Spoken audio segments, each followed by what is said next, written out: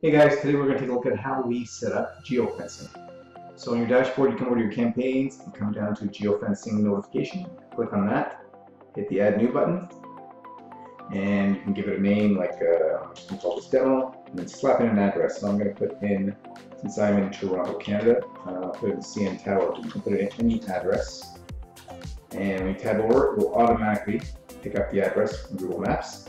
Now you're able to set up a geofenced area, so you're able to make this circle bigger, smaller, whatever you like. Okay, so that's how that works. You're able to segment by your reward levels. If you've got different types of reward levels set up, you're able to segment that. You can send it to all. And here's where you type in your message.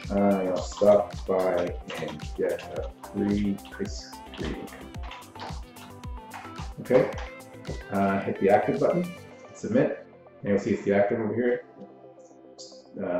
Sorry, let's turn that off. There it is, the demo that I just created. So when you go back in here, you'll see there's a geofence. The address is no longer there, but it's here populated in latitude and longitude.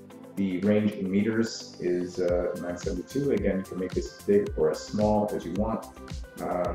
The message is here. Okay, so that's what the message is. And up here we have reminders in the day.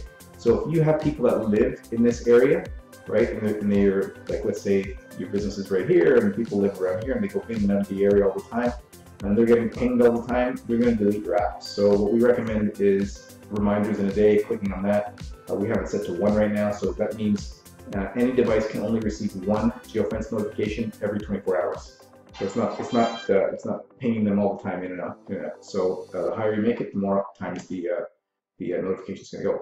Thanks for watching.